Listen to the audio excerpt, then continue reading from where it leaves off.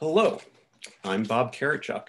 I am the late secretary of the Association for Documentary Editing, and I am the rising president-elect. Sorry for you. Welcome to this afternoon's session on Re-Envisioning the Institute for the Editing of Historical Documents. Today's panelists include Daryl Meadows, Jennifer Stertzer, and Kathy Moran Hajo. As quick introductions, Daryl Meadows, of course, is the director for publishing at the NHPRC. He is the one who oversees the funding of the Institute for the Editing of Historical Documents. Jennifer Stertzer and Kathy Moran Hajo. Jennifer is the director of the Center for Digital Editing and the Washington Papers at the University of Virginia. And Kathy is the editor and director of the Jane Addams Papers at Ramapo College. Jennifer and Kathy have been long involved in the Institute for the Editing of Historical Documents, and they are the two visionaries and practical workers on imagining the Institute for the future.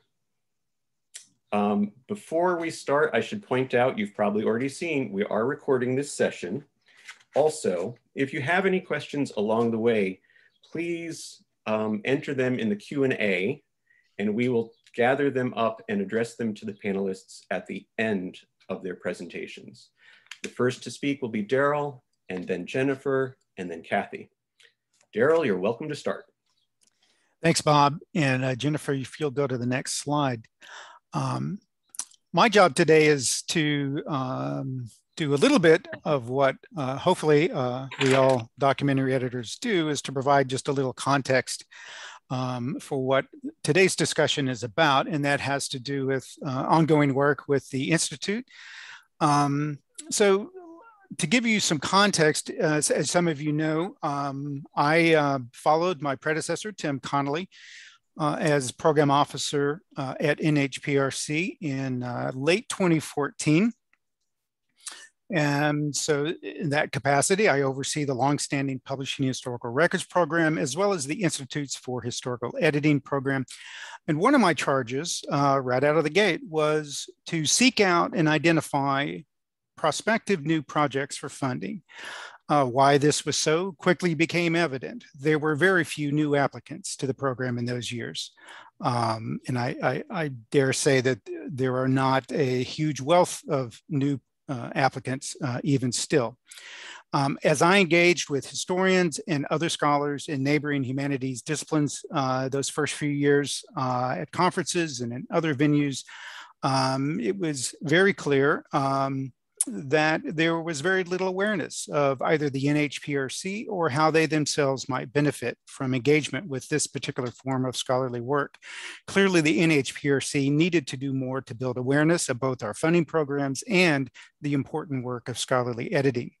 This is an ongoing challenge that we are now working to address through a new subcommittee of the commission that was formed at our May meeting.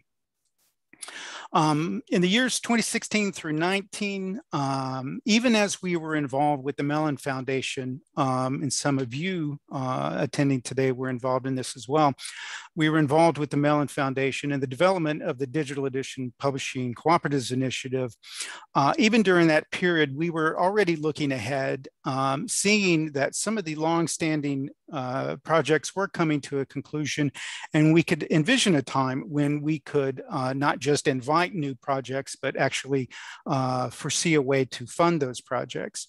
And we began to ask, how can NHPRC play a role in stimulating next generation digital editions, especially editions that could advance new research in underserved and under-resourced subfields of American history?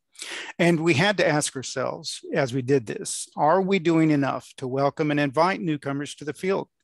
Is the Editing Institute really doing enough to remove existing barriers so that a new, more diverse generation of editors can receive training in the fundamentals of documentary editing, so that more practitioners from outside of academia can access this same training?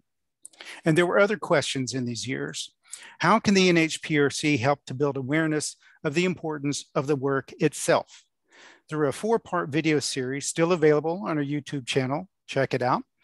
We advanced the idea that edition projects are significant scholarly interventions that open up new areas of historical and interdisciplinary humanities research. They provide opportunities to engage students in experiential learning and opportunities for meaningful public engagement. But still, questions persisted. How can we meet the newcomers to the field of documentary editing where they are? And especially, how do we broaden participation to include Black, Indigenous, and people of color in the production and publication of historical and scholarly digital editions? In 2019 and 2020, we developed and in January this year launched a new planning grant program, the NHPRC Mellon Startup Grants for Collaborative Digital Editions in African American, Asian American, Hispanic American, and Native American history. If successful, we expect that this 3-year program will stimulate and prepare at least 18 new collaborative digital edition projects for full implementation funding through the main Publishing Historical Records program. This program has 4 main goals: to provide opportunities that augment the preparation and training of Black, Indigenous, and people of color new to the work of documentary editing, to encourage and support the collaborative rethinking of the digital edition itself, how it is conceived, whose voices it centers, and for what purposes, to encourage and support the planning and development of innovative, well-conceived digital edition projects rooted in African American, Asian American, Hispanic American, and Native American history, as well as related ethnic studies, and to stimulate mutually beneficial, respectful collaborations that help to bridge longstanding institutional inequalities by promoting resource sharing and capacity building, and that build into their plans meaningful community and user input and engagement. At the same time that we were working with the Mellon Foundation to develop the new startup program, the NHPRC was revisiting its strategic mission. As stated in Goal 2 of our new 5-year strategic plan, which was adopted at our May Commission meeting, the NHPRC will, through its grant programs, seek to foster a greater diversity of voices in telling the American story through historical records collections. To meet this goal, the Commission will assist projects in small and underserved communities and within the archival and historical editing professions to represent the full diversity of the American story. The Commission will also support community opportunities for Black, Indigenous, and people of color and professional development as archivists and producers of historical editions. All of this work, I should add, has coincided with the ongoing work of the Archivists Task Force on Racism, chartered by the Archivist of the United States, David Ferriero, in 2020, to address racial inequality in both the National Archives' customer-facing operations, including a forthcoming equity assessment of NHPRC programs, and internally within NARA workforces in pursuit of an equitable and inclusive environment for all employees and customers, which of course includes NHPRC applicants and grantees. The changes the NHPRC is implementing in the Institute program, which Jennifer and Kathy will be sharing with you today, are intentional first steps toward building a more inclusive, equitable, and inclusive, diverse field of practitioners. This is important work, and I'm grateful to the program committee for making space for this discussion. I look forward to it, and I look forward to your questions. Thanks, Bob. Thank you, Daryl. Jennifer, on to you.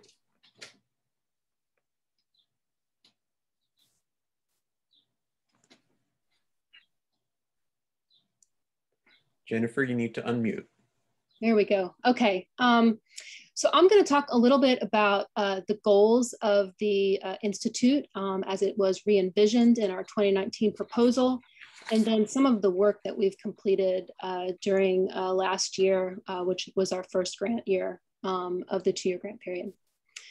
In conceiving of a new institute and meeting the challenges proposed by the NHPRC, we set forth on re-envisioning some of the goals of the Institute.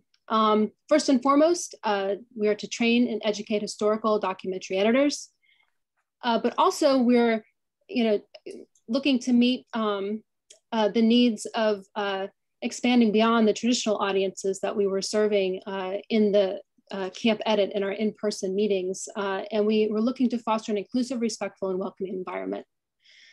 We were Also looking to increase the numbers and diversity of editors and be more welcoming and inclusive. Disseminate knowledge about documentary editing and build leadership capacity for new editorial projects in digital and documentary editing, but also digital history and digital humanities. Also, you know, in keeping with moving to an online environment, our goal was to increase the number of participants that we could reach on an annual basis. As I'm sure some of you are familiar with, the in-person Camp Edit usually attracted numerous applicants, but because of space and funding considerations, we would usually only have about 20 folks passing through the Institute annually. And so moving to an online environment, we can obviously increase capacity and reach more people. Also, as Daryl mentioned, we wanted to reach out to new audiences, you know, practitioners who are doing this work, but not necessarily in the field of editing. And so some of our audiences include archivists, public historians, digital humanists, teachers, students, genealogists, just to name a few. So the main goal of the grant period was to re-envision and develop the online version of the fundamentals for publishing historical documents, but also think about what else this program could include down the road. This was obviously a period of transition and thinking about how we could build capacity and also build community. So what work has been accomplished to date?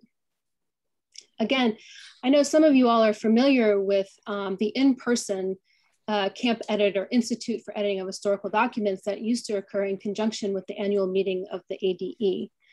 But I just wanted to give a little bit of background with that. When we would meet, we would spend the better part of a week talking about all steps of an editorial workflow, from document collection through all the workflow steps and methods that are necessary when producing an edition on through to digital publication, whether that was print or digital, and whether you were thinking of a traditional editing project or public or digital history project. And so the purpose really was to spend time talking about each of the steps and thinking about the questions that come about when thinking both about your content and about your publication goals. So this also influenced our thinking with the fundamentals course as we were developing it for an online environment. Some of the course objectives that have guided us over this past year include the following: to explain what a documentary edition is and what editors do. And I should mention here that this is broadly conceived.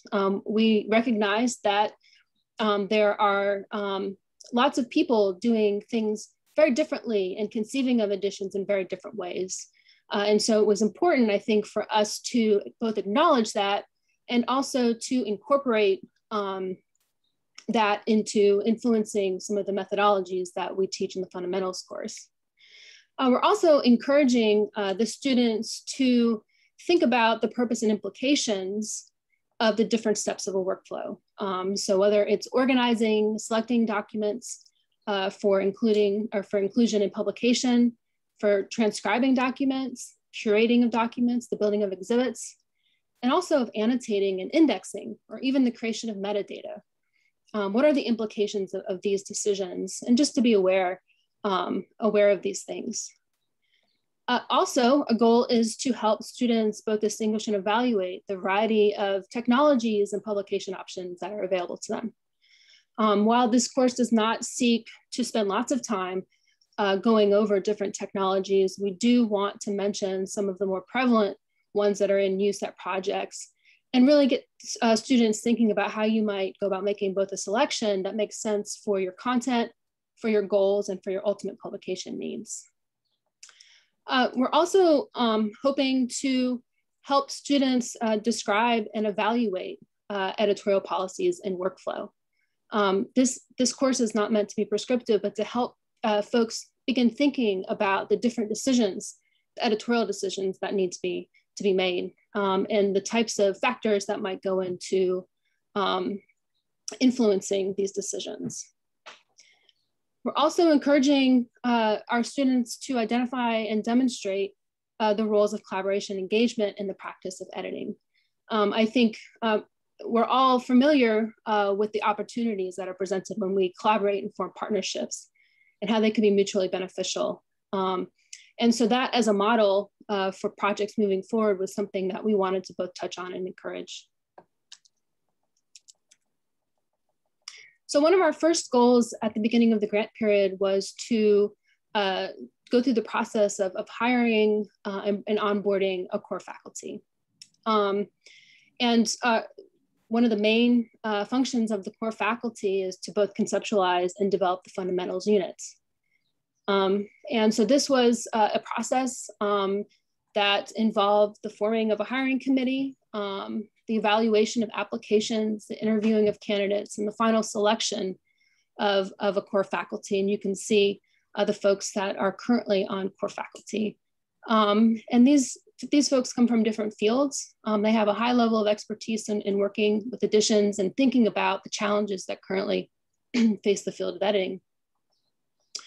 Additionally, it became very clear to us that we needed to both complement and supplement the core faculty. In our original proposal, this was going to be accomplished through interviewing folks at the ADE meeting. So we were going to look to collaborate during those times. Obviously that changed because of the pandemic, but we are now currently pursuing that because we have extended the grant period to another year. So that gives us a bit more time really to collaborate with additional editors and faculty members in order to make this course better. And I'm going to talk a little bit about our thinking of expanding beyond the fundamentals here in a minute. So we are committed to adding advisory faculty members to our team. And we're hopeful that these new members will come to us with a diverse disciplinary knowledge and background and interests, and will include practitioners outside the traditional field of editing. I think it's important to have diversity represented in many forms when it comes to extending our team to include more members. All right. So the fundamentals units, as they're conceived right now, and this is again a collaborative effort between all of the core faculty members, and we're also working with an education consultant to help us think through some of these things. This will look very familiar, I think, to some of you, but this really, again, the goal here is to think about the process from beginning to end and some of the questions and challenges that folks might be presented with. So we'll start off with why edit and publish historical documents, and some of the rationale, some of the reasons for doing so. I mean, these are important tasks to undertake, and we wanted to spend some time exploring different motivations and interviewing folks and getting their points of view on that. As you can see, we're going to cover a lot of ground, as I mentioned, from what the editions might look like, how you might go about analyzing documents, analyzing your audience, which is obviously really important as you think about preparation and publication of content, selecting documents, securing permission, organizing the documents, thinking about images of documents and how they might be integrated into your edition, publishing transcriptions, doing quality control and proofing of content, annotation, and everything that goes into the production of that and thinking about it, publishing options, and then creating a publishing plan to move forward.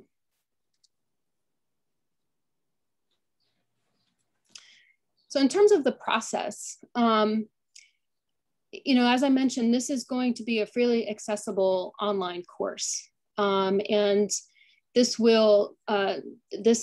course will live within the Institute's new website, which we're in the process of building. The course will make use of something called a learning management system, which is an online tool for structuring and delivering online course content. And so if you're thinking about the slide I showed you previously about all of those boxes, the different course units, and what those units might include. It's not simply just going to be lectures, so somebody on video talking at students, but it's going to be made up of several different components in hopes that this will be both engaging and interactive.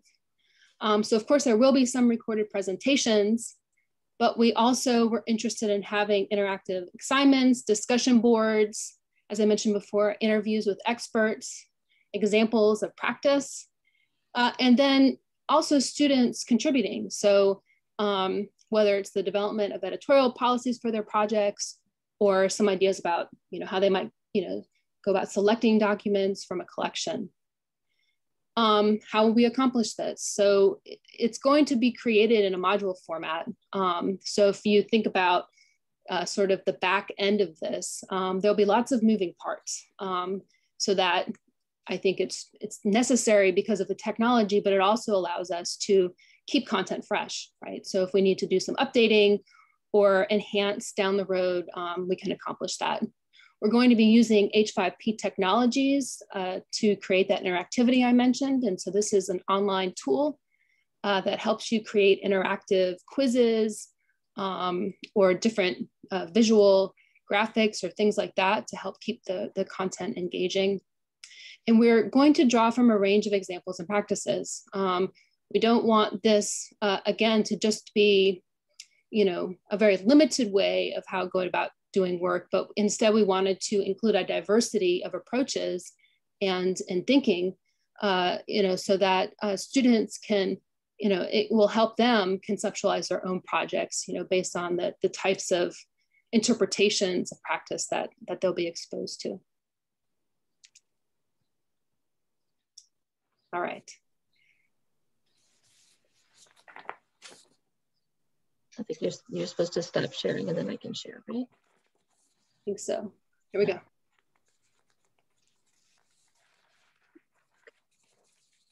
Okay, do it.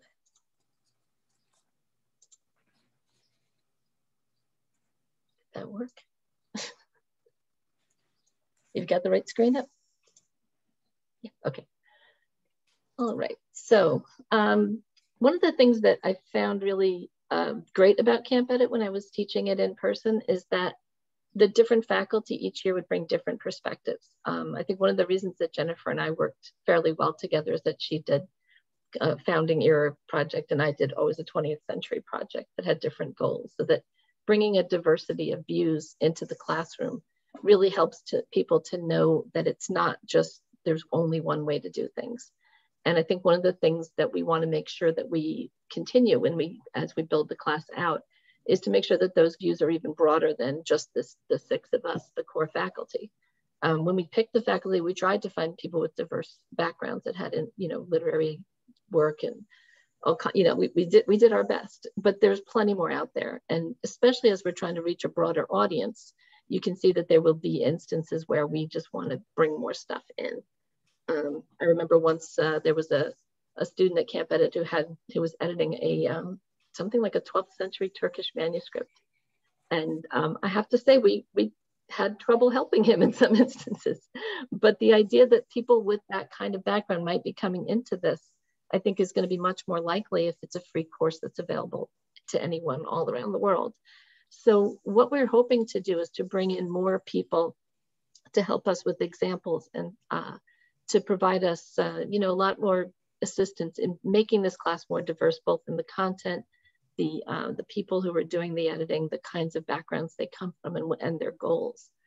So one of our main goals is to try to be inviting to people who haven't done these classes before. So I think that it's important for us to try to bring in as many perspectives as possible. So we're hoping that we're going to get some volunteers, and we're hoping that we can use the experiences of other editors in order to make this go. So some of the things that we're looking to do are to include examples from different projects. I mean, it's quite easy for me to, every class that I manage, to put a whole bunch of examples from my own personal experience as an editor. It's convenient, it's easy, I can do it without thinking about it. And the thing that is important now is to to try to make that much more diverse so that I can bring in some examples, but I would love to have examples from projects that are extremely different from mine to show that range of experiences. So what we're hoping to find are different kinds of texts that we can use in examples. So if I could, if we have a transcription lesson, we'll be able to put up many, many more kinds of texts that people would transcribe to give it a good example of the breadth of the field. We're also looking for things that would be interesting to transcribe. So if you've got samples of things, like I remember an ADE presentation a while ago with codes. How does one transcribe a code?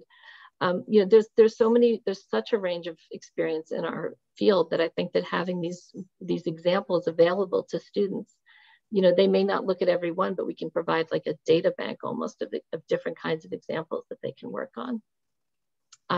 Some of the other things one of the things I'm running is the selection class, and I like to have examples of a set of documents that students can select from. And while they do it, they think about the reasons they'd be picking something or not picking something. So having, again, different kinds of examples that will, different time periods, different subjects, will make the class more accessible to people that don't have, that don't know anything about the founders or don't know anything about, Jane Addams or others. What we're also trying to do is to find more people who want to add to this course. The fundamentals is supposed to be, kind of the basics, what everyone ought to know, but we want to add more courses as we go on. And those might just be a panel where 3 editors talk about a topic. They might be a mini course where you get into the weeds on something that's very specific and that a smaller group of people would be interested in. Or they might end up being things like, how do you create an edition using Drupal, or how do you create an edition using a Mecca that might be of interest to, again, a segment of the people. So what we're hoping to do is find faculty interested, or editors interested, to coming in and teaching these mini courses or suggesting courses or participating with us as we build this thing. So the more voices, the better.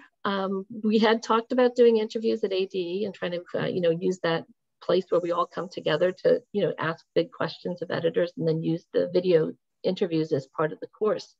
But now we're looking to do that, I think, in a more Zoomy pandemic way, where everybody can just talk. We've all gotten much better at talking on video now, right? But we can talk to people, we can ask questions, or you can provide us information, like what would you tell an aspiring editor today? And you can talk for 3 minutes. And we might grab a piece of that and put it on the website, or we might include it in that why do you edit historical documents thing. So any kinds of advice that you can provide to our students, and things that we can use, suggestions of readings that they might want to do, that would be really helpful to us as we try to make sure that this course does as much as it can for as many people as it can. We are going to be looking to other fields, to archivists and to maybe genealogists and public historians, to also give us some examples of the way they do things and maybe the words that they use to describe things. But we're also then looking for help in, looking at the course as we develop it, and finding places where we might need to add a module or two or slide in a little bit. So it's a matter of working with us, and we will, we're hoping to get this going over the fall, I believe. So what we're hoping to do now, and I really encourage everyone who's watching to think about whether you have things that you can help with this to add to the course and become part of the course. We have set up a Google form, which I think Bob's probably going to put on the chat, that you can go and tell us what you would like, if you'd like to help. And please spread the form around widely, send it to your friends and colleagues. If there's examples that you might be able to provide, if you're willing to sit for an interview, or if you're interested in creating a mini course or some kind of addition to the fundamentals course, all those things would be greatly appreciated. And I think it would help to make this course do more things and be more useful to a broader number of people. My section was fairly short here, but I've come to the end of my slides. So I'm going to stop sharing now.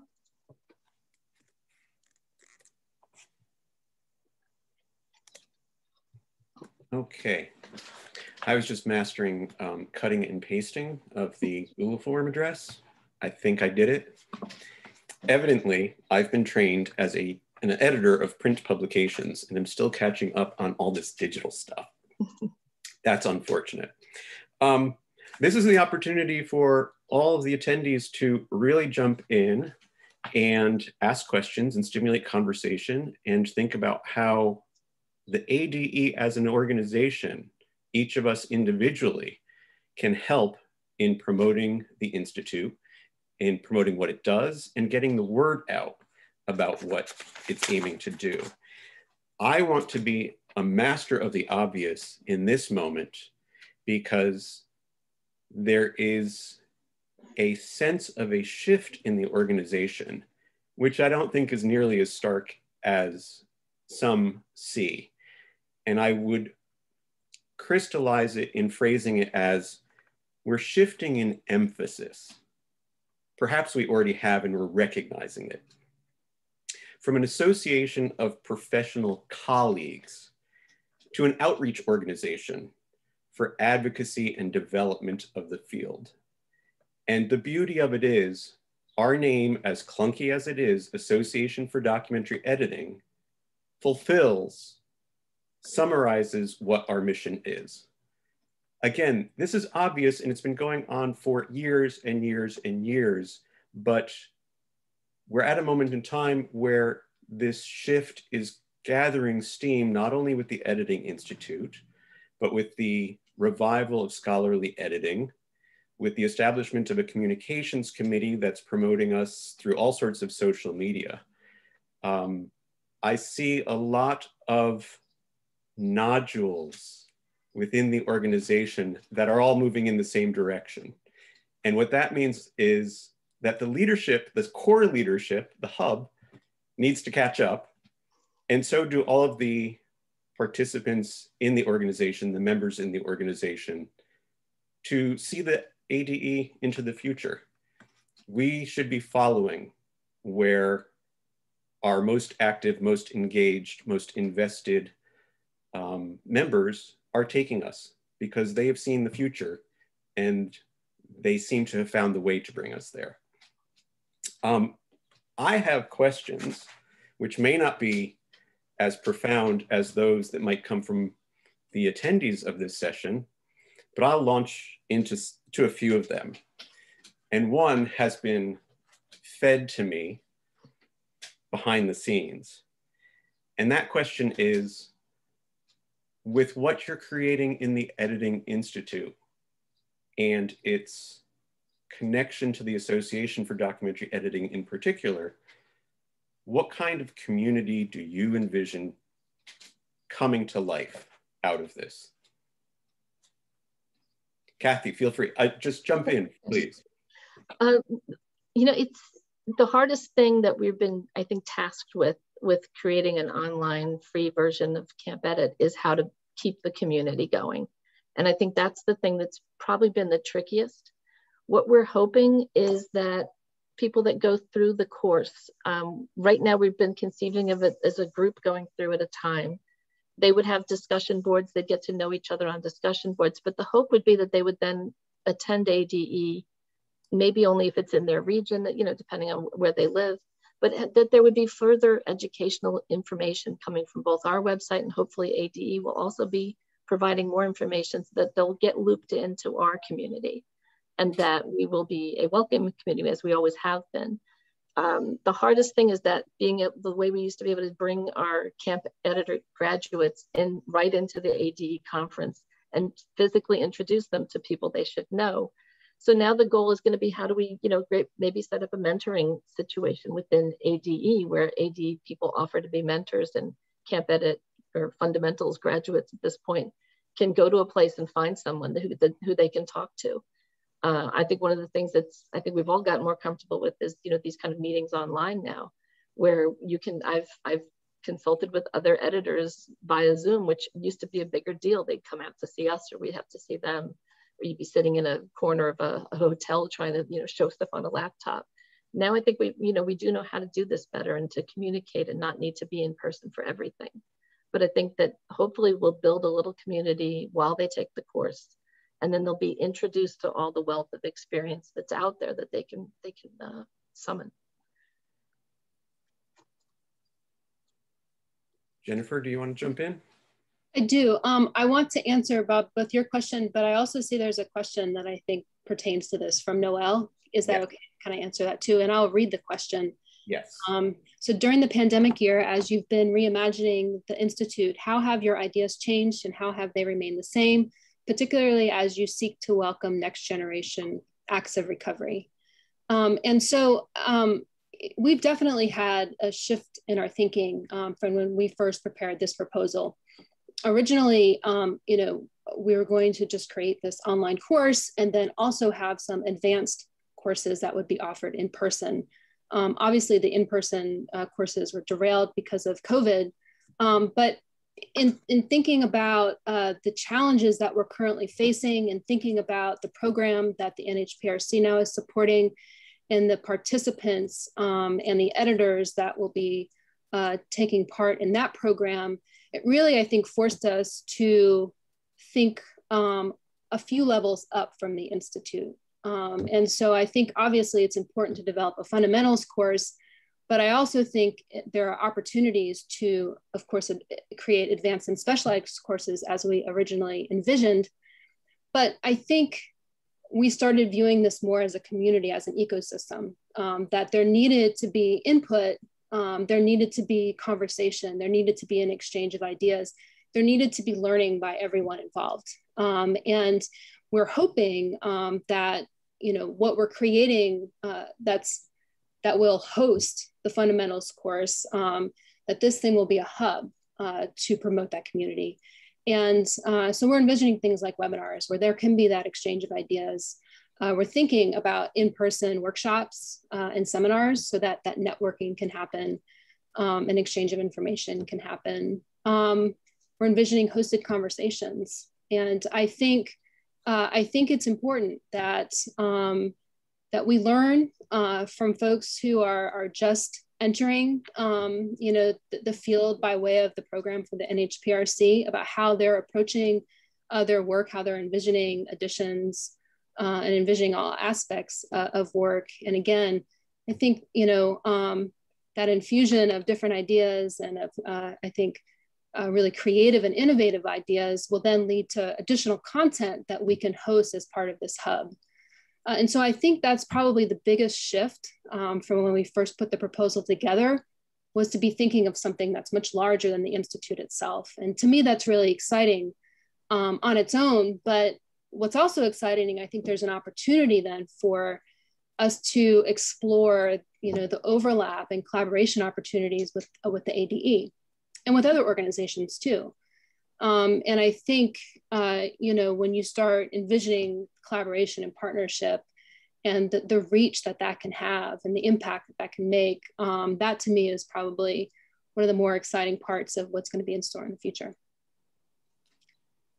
If you don't mind, I'm going to jump in and answer Noel's question as well. And just echo, Bob, I think you're exactly right that, as I said in my comments, NHPRC recognizes we have to do more ourselves in outreach. We have to do more to be building awareness of the importance of this work very broadly.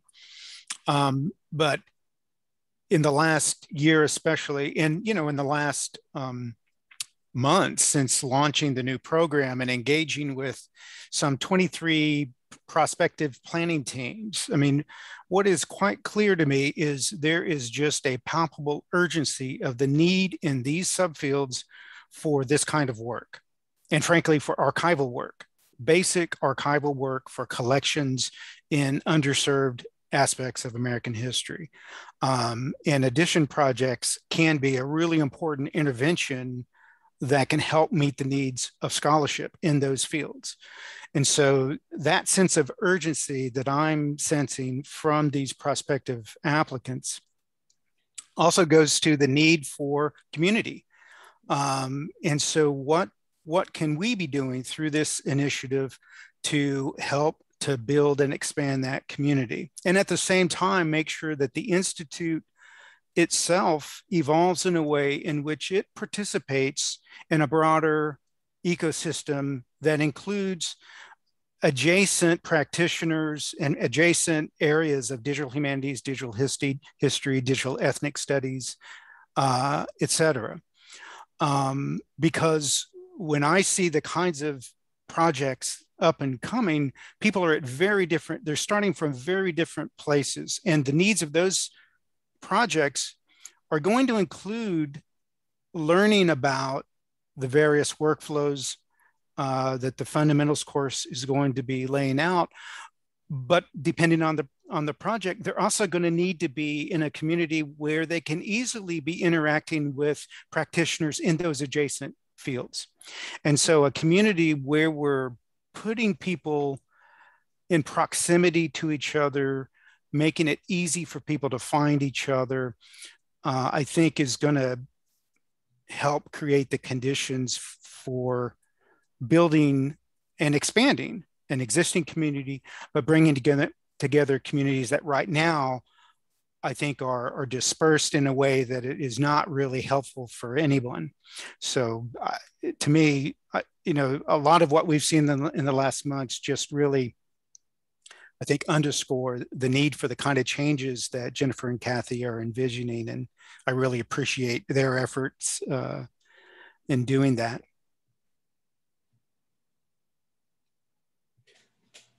Again, this is something that I realize has been coming down the road for a long time. The issue of individuals who engage in this kind of work, but don't identify primarily as editors, where they either have subject fields or interests that motivate them to do documentary editing, not that they are motivated to do documentary editing and find subjects and interests to pursue.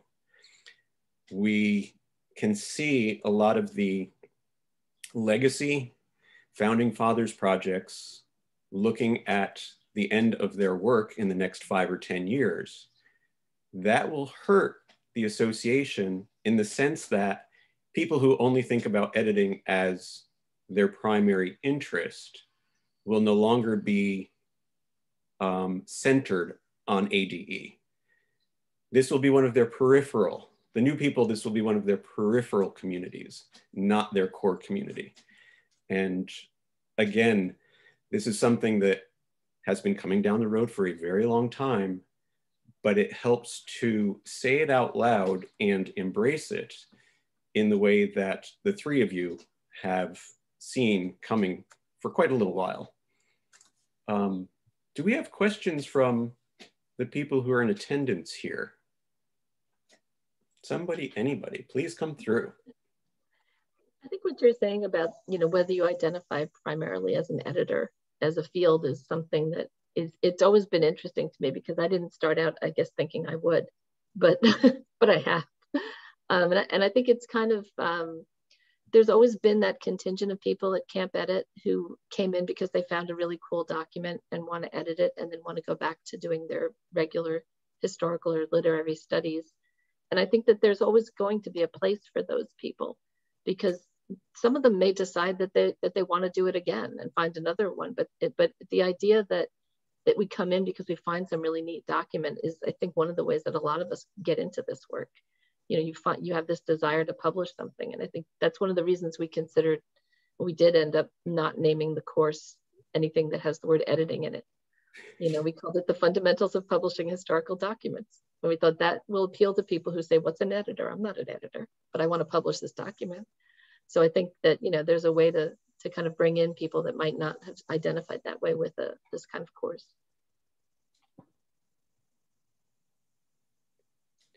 To me, that's a very important point, the use of language in describing what we do, because like Kathy said, when you introduce yourself as a documentary editor, people either assume you're from Los Angeles or have no idea what you're talking about. So if you already have to end up explaining what you do, you might as well just explain what you do without naming it. And I think the titling of the course is perfectly on spot. It explains what we're up to without labeling it in a way that's distancing. A question, a comment has come in from Connie Schultz, and I'm just going to read it all because I haven't quite digested it yet. There has been some confusion out here in the ADE sphere about how personalized the Institute will be and how it will be set up and work. The idea of pre-created modules has sounded as if the Institute as a whole, as well as the units themselves, will be asynchronous, will be unmonitored or unattended by the faculty and staff, and could be accessed by anyone, anywhere, at any time. What you have described, however, sounds as if, while the module units could be asynchronous, that the course institute as a whole will be a registered event, taking place within a specified time frame, and that core faculty and others will actively participate with those who register for it in creating and establishing a coherent community. Any comment? I think we're somewhere between those two right now, but practice is going to be what shows us the way to go in the future. The goal of creating a course that can be taken over and over again without faculty involvement is what allows you to then use funding, in the future to build more courses. So if you have to have faculty monitoring and interacting with each course as it runs, you end up having to put more of the funding into just teaching what you're always teaching, which is one of the things that was bad about Camp Edit, is that we taught 20 people the same thing every year. And you kind of felt like now they're looking for more education and there's nothing else because we're teaching Camp Edit again this year. So I don't know if it's going to, but I think our plan has always been to try to build a community of the group that goes through and to have it a registered event. We are discussing whether people might want to come in and take a single section. Like, would you want to just dip in and take the transcription class? Do we want them to be able to do that? And I think we're still hashing some of that stuff out, I think.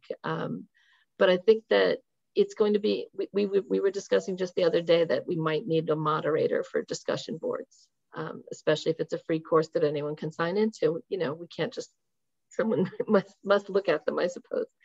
So there's a lot of practical things that, that first year that we teach it, I think we're going to learn a lot about how people use it and how people, whether it appeals to them, whether they want to run through straight and do it in 2 weeks by themselves, or whether they would prefer to do it with a group and have meaningful discussions.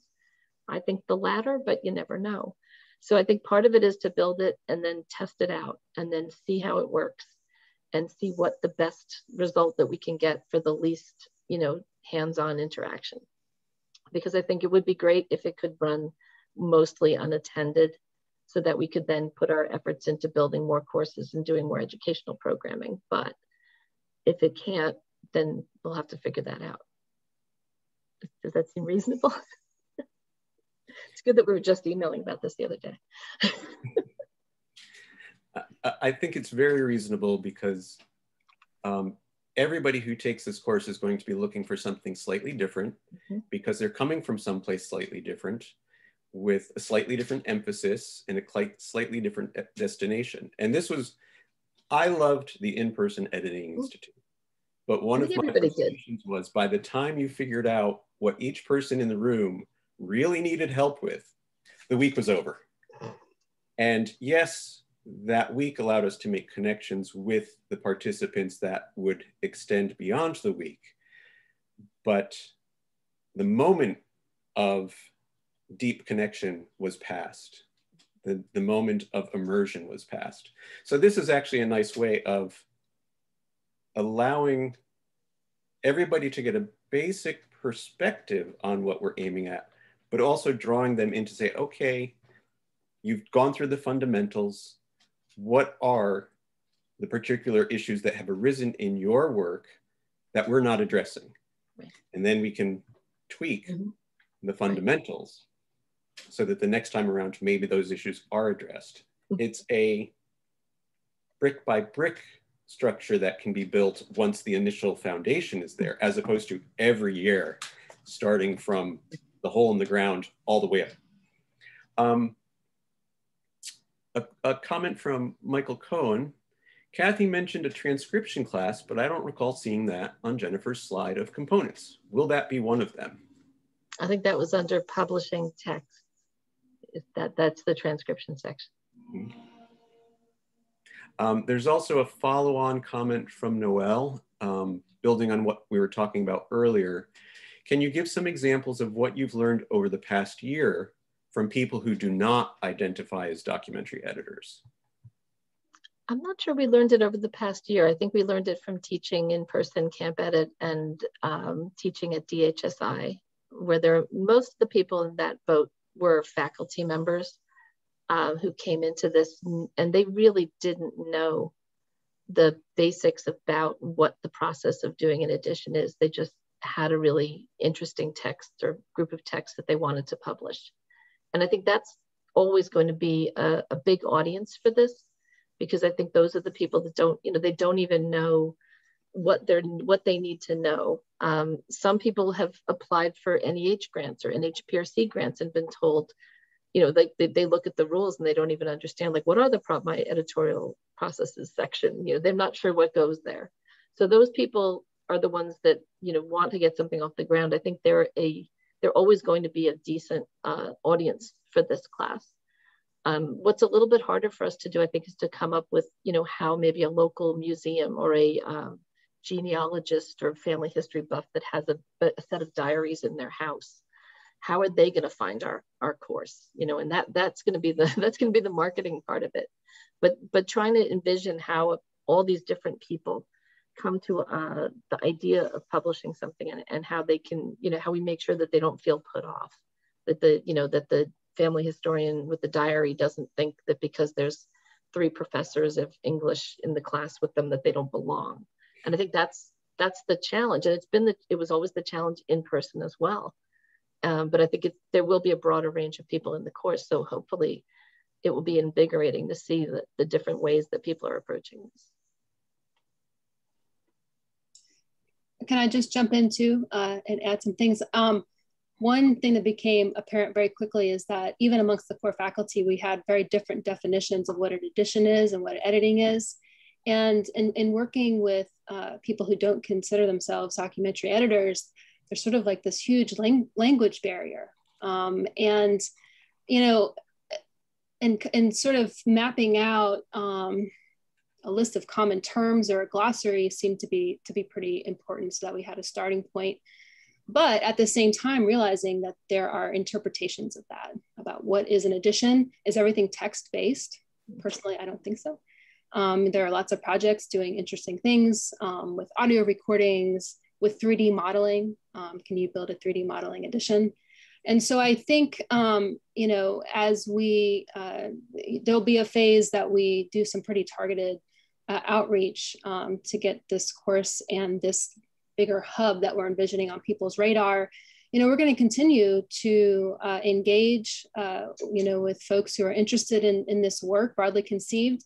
And I think there's a lot to be learned, as I mentioned. And that's, again, that supports the idea of our planning of a community, of an ecosystem, because I think there are lots of different ways to come at this work, different goals, different ways of interpreting methodology and approaches. And I think it's important that we listen and we learn, and then we share.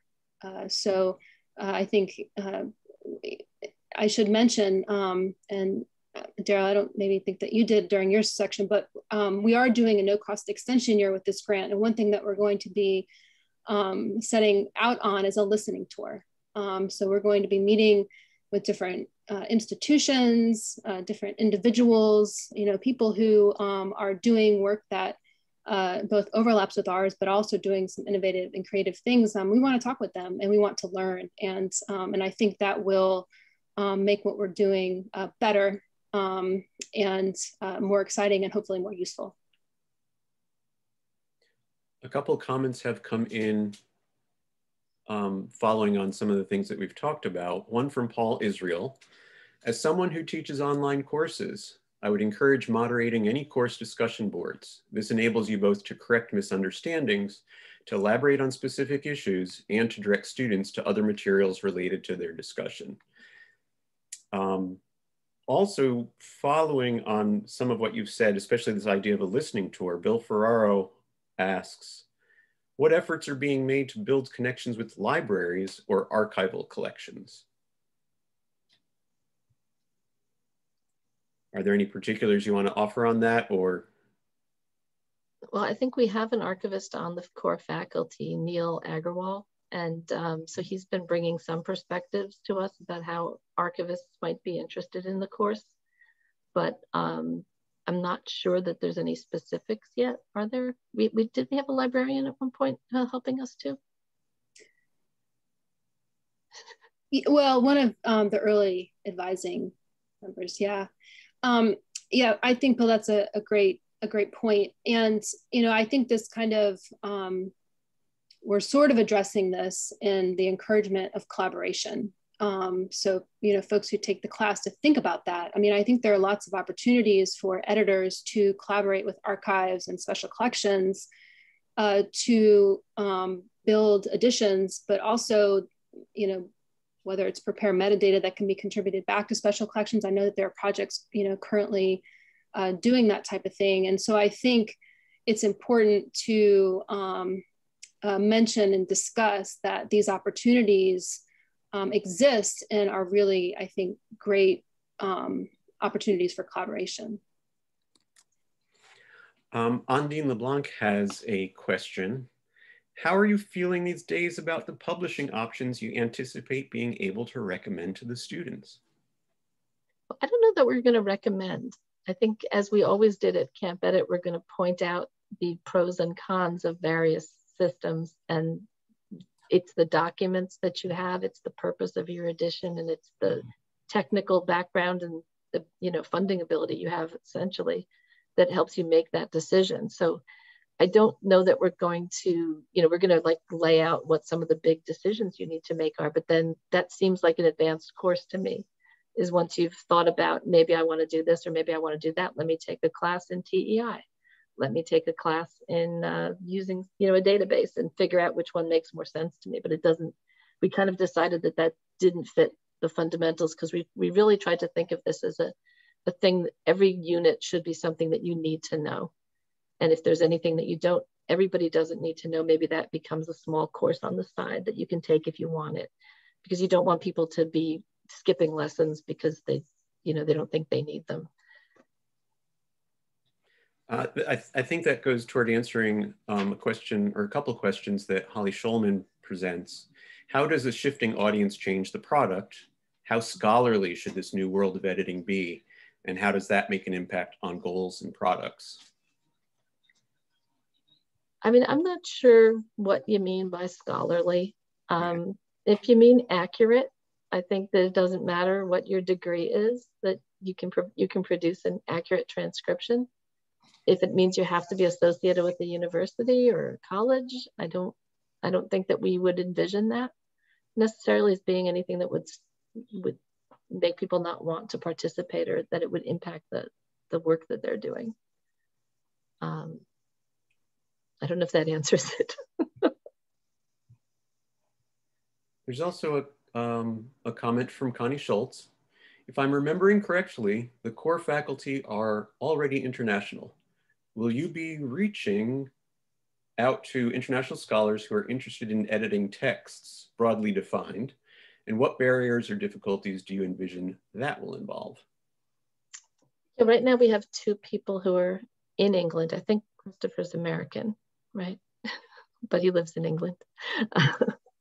And Emily is English. I think that we will reach out to international audiences, but I doubt that will be the first push for broadening the audience. And I think that if we find that there's a great interest from international people, maybe someone can translate the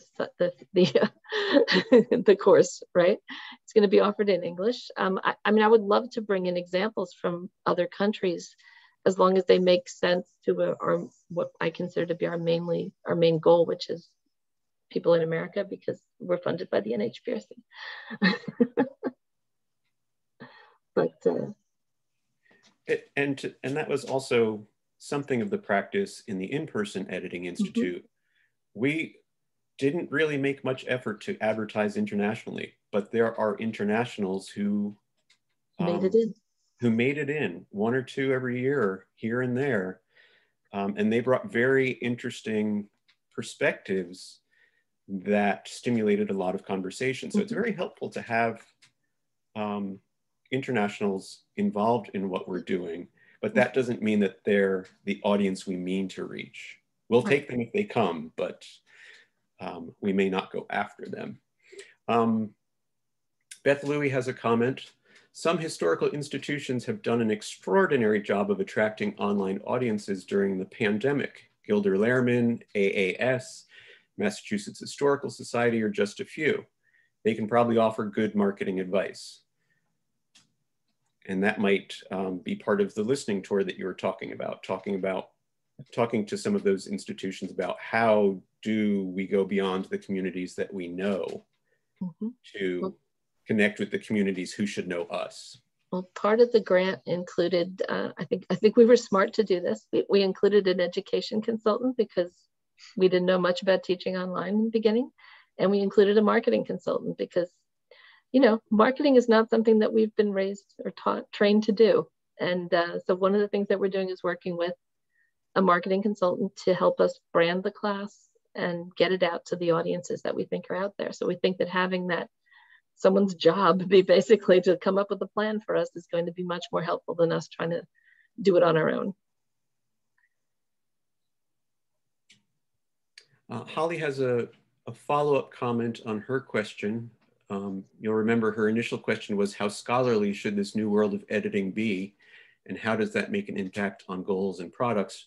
Her comment is, to define scholarly, I mean the depth of research and contextualizing historiography that underpins annotations. I think there's going to be a range.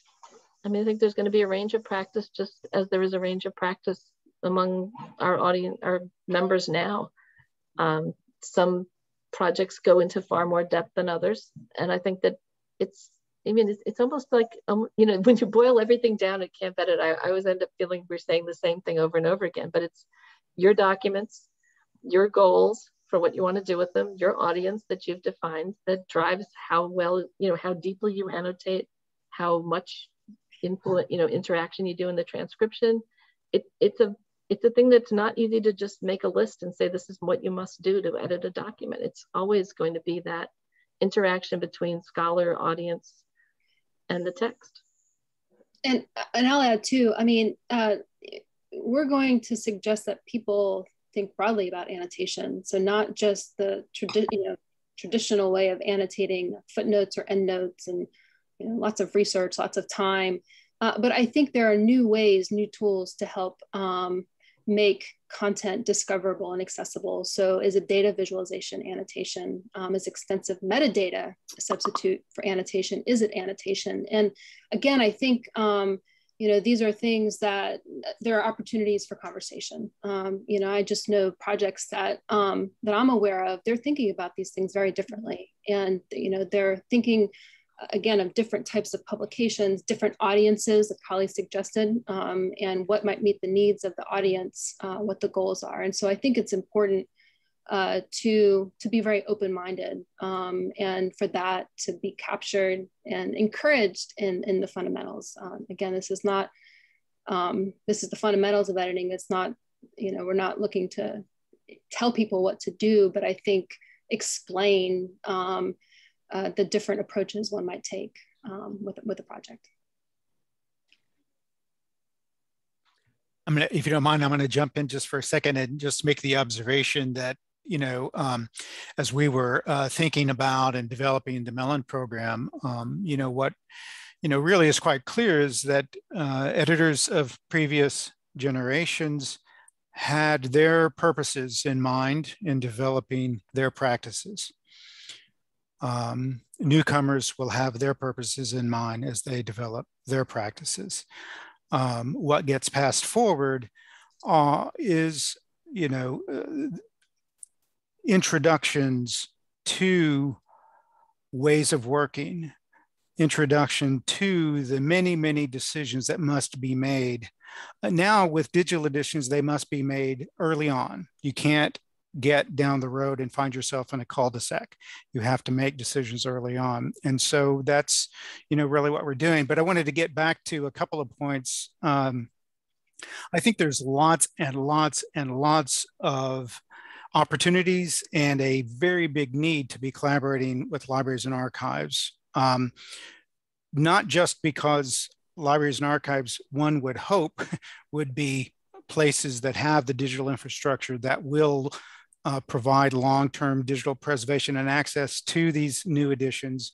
One will hope that. To get to Ondine's point, we very much still want to see more avenues for people to publish and for those works to be accessible indefinitely. These are important works of historical research infrastructure that really need to be sustained. But collaborating with archivists, digital archivists in particular, as colleagues, not just as a kind of a service client relationship. So our grants increasingly are encouraging that kind of collaboration. We need a lot of different skills to come to the table in these new projects. And so I think there's lots of opportunity.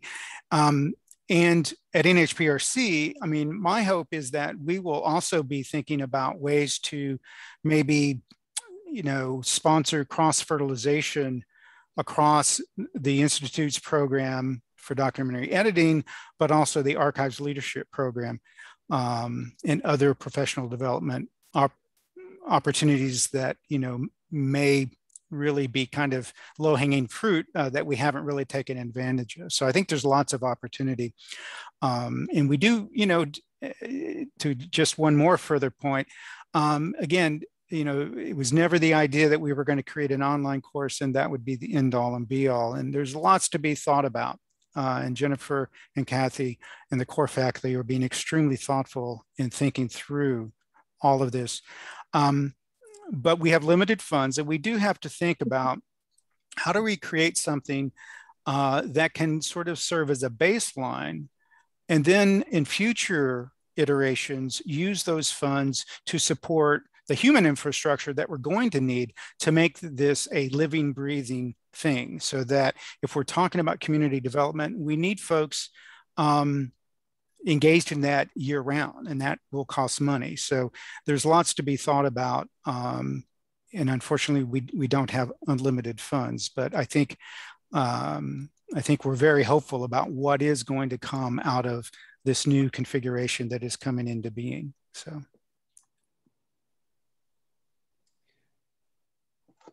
There are a couple more comments that have come in. Paul Israel asks, comments, in thinking about branding and outreach to those in archives or local history organizations, two thoughts come to mind. NHPRC funds efforts to making documents available from state and local archives, some of which might find the fundamentals course of interest. The same is true of individuals or organizations involved with the Association of State and Local History. Holly Schulman asks, have you thought about working in any way with Ancestry.com? I haven't. That might be a conversation to follow up on later. Mm-hmm. How would we?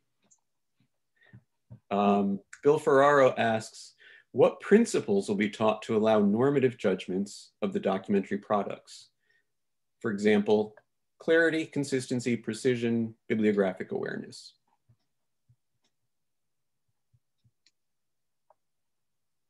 It's a good question. That might be getting too much into the nuts and bolts of the content. It's certainly, those kinds of issues are the kinds of issues that get to standards, if you will.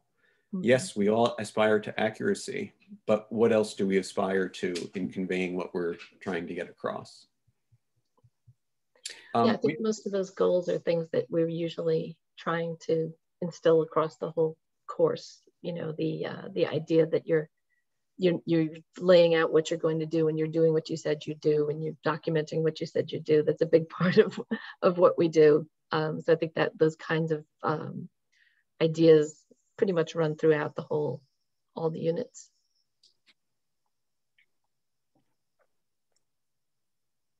We just have a couple more minutes left. Would any or all of you like to offer some final thoughts?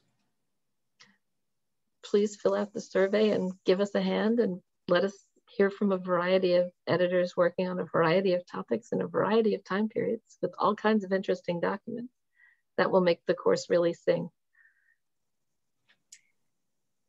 Yes, I echo Kathy, and please fill out the Google form. But the ideas that you've provided in the chat, and Connie, I see yours too, about a public history organization that we might consider reaching out to. If anybody has ideas about that, you know, you can either send them via that form, or you can email us. We would love to hear about these things.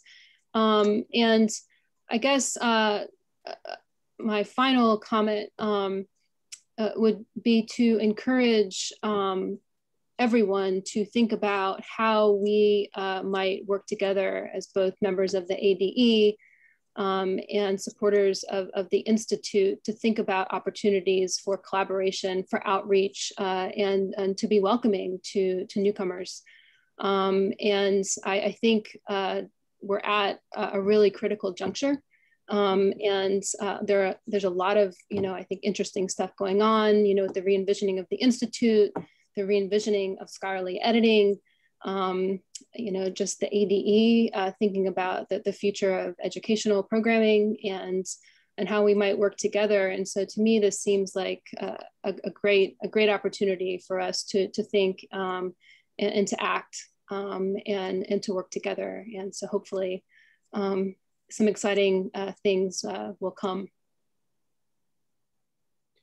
With that, I'd like to thank Daryl and Jennifer and Kathy for their presentations and for their thoughts on the questions that our audience have asked. And I'd also like to thank the people who've tuned in and the people who offered their questions.